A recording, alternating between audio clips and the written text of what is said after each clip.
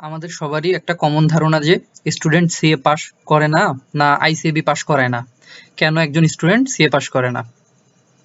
আচ্ছা, এর প্রথম কারণ আমি যেটাকে বলবো আর কি, আমাদের সিএ ফার্ম বা সিএ তে জয়েন করা বা সিএ পড়াশোনার জন্য আহ, যে ক্রাইটেরিয়া আছে খুবই মিনিমাম একটা ক্রাইটেরিয়া। সিএ এখন জয়েন করতে বা সিএ পড়তে খুব বেশি ক্রাইটেরিয়া ফিল আপ করা লাগে না। এসএসসি এইচএসসি তে 8 পয়েন্ট হইলেই মানে সিএ তে জয়েন করা যায়। সেক্ষেত্রে দেখা যায় যে এখানে কিন্তু ঢাকা ইউনিভার্সিটির মতো অ্যাডমিশন টেস্ট হয় না, এত কম্পিটিটিভ অ্যাডমিশন টেস্ট হয় না। এক্ষেত্রে আমাদের সিএ তে কিন্তু যে ইচ্ছা সেই আসতে পারে এবং স্টুডেন্টের সংখ্যা অনেক বেশি। কোয়ালিটি, আমি কোয়ালিটি নিয়ে কিছু বলবো না। তো এক্ষেত্রে দেখা যায় যে আমাদের যে সিএ স্টুডেন্ট গুলো আছে, মোস্ট অফ দ্য সিএ স্টুডেন্টের আমারই কমন প্রবলেম বলতে পারি, আমরা ইংরেজিতে অনেক দুর্বল আর কি, উইক। তো সিএ যেহেতু একটা প্রফেশনাল ডিগ্রি এবং গ্লোবালি রিকগনাইজড, তো এই ডিগ্রিটার পড়াশোনা সম্পূর্ণ ইংলিশে হওয়ার ক্ষেত্রে এখানে এমন কিছু ল্যাঙ্গুয়েজ আছে, এমন কিছু টার্ম আছে, এই টার্মগুলা আমাদের অনেকেই বুঝতে কষ্ট হয়। আসলে আমাদের প্রফেশনাল লেভেলে বা অ্যাডভান্স লেভেলের কোশ্চেনগুলা কেস ভিত্তিক হয়ে থাকে। এই কোশ্চেনগুলা আসলে কি বলতেছে এবং আমাদের কাছ থেকে একজন শিক্ষক কোন ধরনের উত্তর আশা করতেছে আমাদের নলেজের উপর ডিপেন্ড করে, আমরা কি উত্তর দিব এই একটা বিষয় ডিপেন্ড করে। তো প্রধান কারণ যেটা বলবো সেটা হচ্ছে ইংলিশে আমরা সবাই উইক। এক্ষেত্রে আমরা টপিক বুঝতে পারি না, টপিক ওয়াইজ কোশ্চেন ওয়াইজ আমরা সলিউশন করতে পারি না। আর একটা আমি সেকেন্ড যে কারণটা বলবো সেটা হচ্ছে টাইম ম্যানেজমেন্ট। আমাদের যারাই আমরা সিএ পড়তে আসি বেশিরভাগই আমরা গ্র্যাজুয়েশন করেই আসি বা এইচএসসি পাস করে আসি বা জব থাকা অবস্থায় সিএ করতেছি। আমাদের ডেইলি 8 ঘন্টা 10 ঘন্টা অফিস করে বাসায় এসে নিজের পার্সোনাল কাজ, ফ্রেশ হওয়া, গোসল করা, কাপড় চোপড় কাচা, এইগুলা করে বাসার কাজ করে আমাদের শরীরে বা ওই রকম শক্তি বা এনার্জি থাকে না, বা মেন্টালি ওই রকম অ্যাবিলিটি থাকে না যে আমরা আবার পড়াশুনো করব, বাসায় এসে 2 ঘন্টা 4 ঘন্টা প্রত্যেক দিন পড়াশুনো করব। এই জিনিসটা কন্টিনিউ করা খুবই ডিফিকাল্ট। তো আমরা সবাই এই টাইম ম্যানেজমেন্টটা প্রপার করতে পারি না। এই জন্য আমাদের নলেজের একটা গ্যাপ থাকে এবং আমরা ঠিকমতো প্রিপারেশন নিতে পারি না। সেক্ষেত্রে আমাদের পাশ করার পসিবিলিটিও কমে যায়। যেহেতু সিএ একটা প্রফেশনাল ডিগ্রি, এখানে আইসিএবি বা ইনস্টিটিউট অফ চার্টার্ড অ্যাকাউন্টেন্ট বা যে ইনস্টিটিউটই বলেন না কেন, দেশের ইন্ডিয়ান, পাকিস্তান বা ইংল্যান্ডের ইনস্টিটিউটগুলোর কথা বলেন না কেন, তাদের কিন্তু কোনো দায়বদ্ধতা নেই যে আপনাকে পাশ করাইতেই হবে, চার্টার্ড অ্যাকাউন্টেন্ট বানাইতেই হবে, মানে এইচএসসি তে 50,000 এ প্লাস পাওয়াতেই হবে, এসএসসি তে 90% পাস দেখাতে হবে, শিক্ষিত হার বাড়াতে হবে, এমন কোনো তাদের উপর কোনো প্রেশার নাই। তাদের মেইন কথাই হচ্ছে quantity doesn't matter, quality matter. হ্যাঁ, কোয়ালিটিটা মেনটেন করতে হবে, তাদের স্ট্যান্ডার্ড মেনটেন করতে হবে যে একজন প্রফেশনালের তার নিজের কোয়ালিটির সাথেই মূলত হচ্ছে এখানে দ্বন্দ্ব। আমি আসলেই যোগ্য কিনা এই প্রফেশনের জন্য, এই সার্টিফিকেটটার জন্য, এই কম্পিটিটিভ এক্সামের জন্য বা এই কম্পিটিটিভ প্রফেশনের জন্য নিজেকেই জাজ করতে হবে আর কি।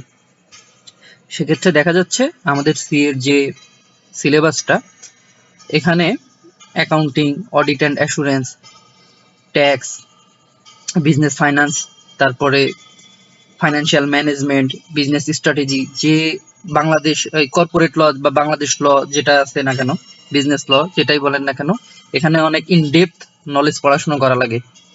এখানে শুধুমাত্র কোনো গদ বাঁধা নিয়মে পড়াশোনা করলেই যে, লিখে দিলেই যে পাশ করব এরকম কোনো আশ্বাস বা এরকম কোনো এক্সপেকটেশন রাখলেই হবে না আর কি। যেমন আমি যদি ট্যাক্সের কথা বলি, ট্যাক্সে যে কোশ্চেনগুলো আসে প্রফেশনাল লেভেলে বা সার্টিফিকেট লেভেলে, অত্যন্ত জটিল এবং কঠিন প্রশ্ন আসে। সবকিছুই মানে কেস ভিত্তিক কোশ্চেন আসে বা জাজমেন্টাল ভিত্তিক কোশ্চেন আসে, ডিপ নলেজ কোশ্চেন আসে। ট্যাক্সের যখন পড়াশোনা হয়, ট্রান্সফার প্রাইসিং, তারপরে ডবল ট্যাক্স অ্যাভয়েডেন্স, তারপরে বিভিন্ন ধরনের ট্যাক্সের কোশ্চেন, সেকশন বেস, বিভিন্ন ধরনের মানে ট্যাক্সের কাস্টম রিলেটেড প্র্যাকটিক্যাল লাইফে যে ট্যাক্সের প্রবলেমগুলো একটা একটা অর্গানাইজেশন ফেস করে সেইগুলা নিয়ে থেকে ক্রিটিক্যাল রিজনিং কোশ্চেন আসে, যেগুলা জাজমেন্ট অ্যাপ্লাই করতে হয়। তো আমি যখন একটা ট্যাক্স সাবজেক্ট পরীক্ষা দিব, আমার তো ইনকাম ট্যাক্স অ্যাক্ট অর্ডিন্যান্স পড়া লাগবে, সাথে কাস্টম অ্যাক্ট পড়া লাগবে, তার সাথে ভ্যাট ল যেটা আছে সেটা পড়া লাগবে, এবং এর সাথে যে নতুন নতুন করে চেঞ্জেস হচ্ছে, যে এসআরও গুলো আসতেছে, যে জেনারেল অর্ডার গুলো হচ্ছে, যে এক্সপ্লেনেশন লেটার গুলো আসতেছে, এই সম্পর্কে তো আমার একটা প্রপার আইডিয়া থাকতে হবে।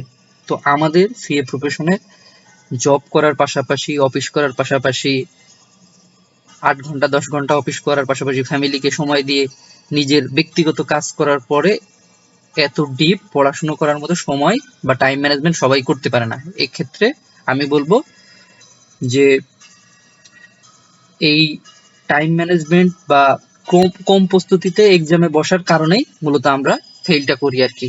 এখানে আইসিএবির কোনো দায়বদ্ধতা নাই যে আইসিএবি আপনাকে পাস করাই দিবে, না পাস করালে আইসিএবি চলবে না, এরকম কোনো কথাবার্তা নাই। আইসিএবি কথাই হচ্ছে যে minimum standard, minimum quality maintain করতে হবে।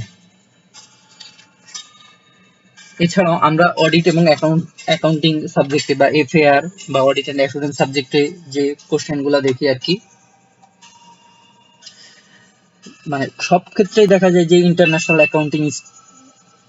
অ্যাকাউন্টিং স্ট্যান্ডার্ড বা international standard of auditing is IFRS এর মানে বিশদ বিষয় নিয়ে কোশ্চেন আসছে। যেমন অডিটে আসতেছে কি, যে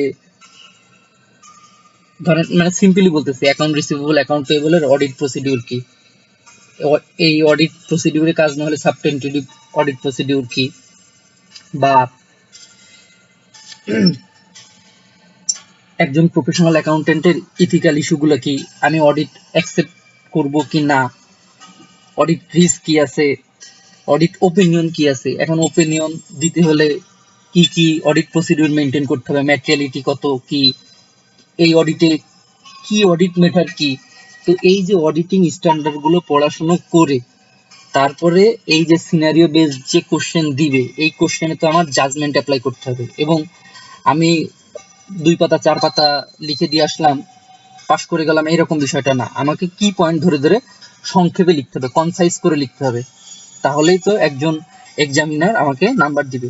আর অডিট অ্যান্ড অ্যাসুরেন্সে কোশ্চেন আসে 27টা 30টা 35টা করে কোশ্চেন আসে, সময় মাত্র 3.5 ঘন্টা পরীক্ষায়। আপনি যদি দ্রুত ইংলিশ না পড়তে পারেন, দ্রুত ইংলিশ লিখতে না পারেন, তাহলে 100% মার্ক অ্যান্সার না করা মানে করা সম্ভব না। আপনি যদি 90% অ্যাটলিস্ট মার্ক অ্যান্সার না করেন, তাহলে তো পাস করা অসম্ভব। এর মধ্যে আবার ওই ইন্টারন্যাশনাল আইজা বা আইএফআরএস কি বলছে তার উপর জাজমেন্ট অ্যাপ্লাই করতে হবে। তো এগুলা করতে হলে তো মিনিমাম পড়াশোনা করা লাগবে। তো আমরা এই মিনিমাম পড়াশোনাটুকু সবাই করি বা করি না, এই কারণে আমরা নিজেরাই ফেল করি আর কি। এখন অনেকে পড়াশোনা করেও পাস করে না, তার হয়তো বা ছোটখাটো কিছু ইমপ্রুভমেন্ট দরকার, সেই ইমপ্রুভমেন্ট গুলা সে নিজেই বুঝতে পারে, তারপরে 2-1 অ্যাটেম্প দেওয়ার পরই পাস করে যায় ইনশাল্লাহ। তো এইরকম আইসিএবির কোনো রিকোয়ারমেন্ট যে নাই যে সে পাস, আইসিবি পাস করায় না কেন, এরকম না। আপনি যদি অবশ্যই পাস করার যোগ্য হন, আইসিবি আপনাকে পাস করাতে বাধ্য, এখানে কোনো কিন্তু নাই।